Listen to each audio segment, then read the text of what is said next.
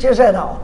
Como eu sei né, nós vamos lutar por ela, mas por enquanto nós temos aí um quadro. Como que você analisa essa situação da prisão hoje no país? A prisão, ela não é solução, ela é problema. Agora, ela é uma indústria próspera.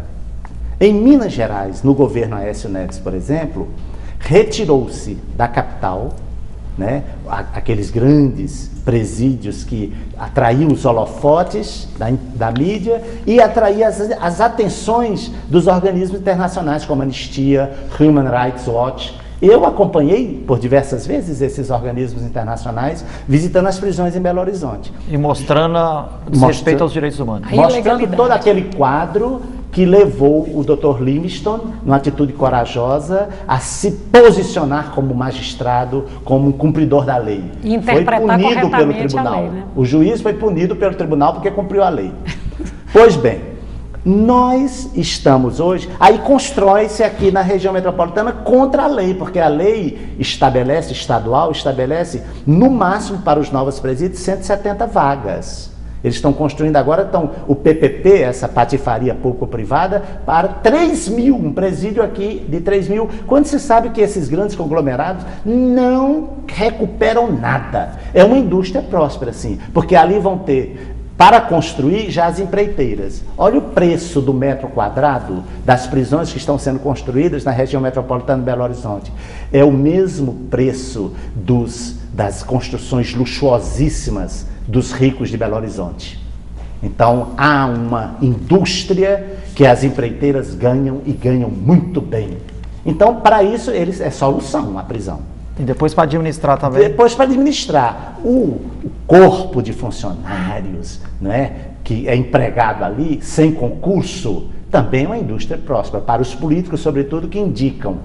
Agora, como solução, como possibilidade de recuperação mínima, porque a mentalidade é policialesca de repressão, mas não de reconstrução da pessoa que está humanamente degradada pela prática do delito ou então pelas condições em que foi jogado no cárcere. Então, ela não é solução. Agora, os especialistas dizem que se nós formos pegar caso a caso, nós vamos ver que somente aproximadamente 30% deveriam estar lá como última instância hoje. Porque o horizonte, eu concordo com o dentro da legalidade de hoje, né? Hoje, dentro do que a lei fala cerca hoje. de 30%, que representam verdadeiramente um perigo para a sociedade.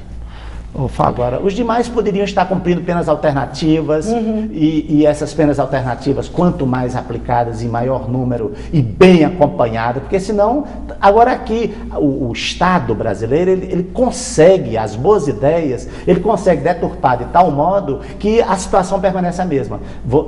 As penas alternativas, se não são bem acompanhadas, elas se desmoralizam. Elas não conseguem também o seu objetivo. A APAC, que tantos falaram aqui como sendo... Sim, é uma outra questão importante. Eu acompanhei a APAC por 11 anos. Eu acreditei profundamente no método. E batalhei para a construção de um presídio em Santa Luzia, com apoio irrestrito da igreja em Belo Horizonte, na época do cardeal Serafim, para a construção de um presídio sob o ponto de vista arquitetônico, que verdadeiramente possibilitasse a recuperação. Lá está. Agora, o que é que transformaram? O governo Aécio Neves já colocou lá um cadeião, porque colocou todas as mulheres presas da região metropolitana lá com os guardas penitenciários. E fizeram regredir os presos que estavam no regime semiaberto, voltaram para o fechado. Quer dizer, é o suprassumo da ilegalidade. E esses presos lá que estão no fechado, dizendo-se APAC, quer dizer...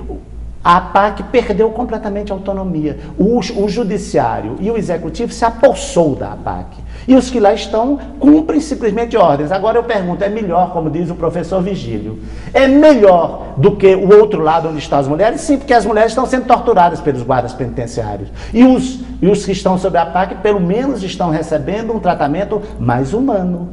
Mas não agora, é isso que nós desejamos, não é. O Estado cooptou as APACs em Minas, tanto o judiciário como o executivo, e silenciou a dimensão profética que as APACs tinham, que era questionar esse sistema e apresentar uma verdadeira alternativa. Virgílio, se me permite... É a última questão do programa, que está faltando 1 minuto e meio. Rapidinho, uma pergunta da perspectiva cristã. Somos discípulos de Jesus Cristo, em grande parte um prisioneiro político, que começou a sua ação pública quando ouviu a notícia que o grande profeta João Batista tinha sido preso. Vou continuar essa batalha. Foi preso e, antes, começando a sua missão, apresentou lá na sinagoga e disse: vim para libertar os presos. E na iminência de ser crucificado, ainda acolheu um prisioneiro: hoje mesmo estarás comigo no paraíso. Qual o caminho, pistas que você sente para a gente construir realmente uma sociedade com justiça e paz, uma sociedade onde a gente tenha mais vida, todos tenham mais vida? Veja, nós vivemos numa sociedade que se diz cristã, não é? Nós nos dizemos o maior país católico do mundo e é o campeão de injustiças.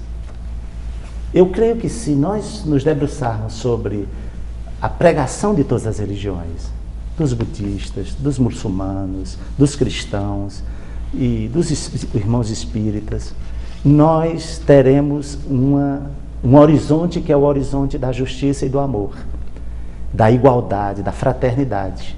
E Jesus Cristo, ele atingiu a sociedade de sua época, abalando todas as estruturas que falavam da injustiça. Lá também, na época, era desigualdade, né? Na época também era dominação estrangeira. Era imperialismo. Tinha uma cúpula religiosa a serviço do poder romano, não era? O sinédrio era completamente subserviente.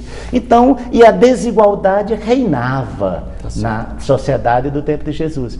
E Jesus anunciava então o que? A fraternidade, a justiça, a inclusão social das mulheres, das crianças, dos doentes, né? Dos marginalizados. Eu acho que nós devemos batalhar para que a nossa sociedade seja uma sociedade de iguais, ou onde verdadeiramente a dignidade da pessoa humana possa valer e valer com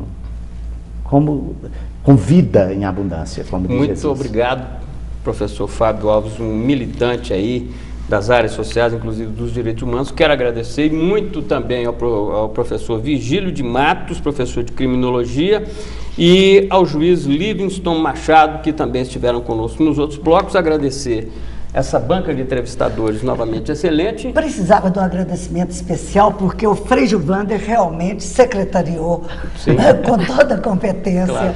Com muita alegria. Sim, exatamente. A participação dessa banca ajuda na produção do Frei Gilvander. E agradecer muito a você, espectador e espectadora, que ficaram conosco. Até a semana que vem.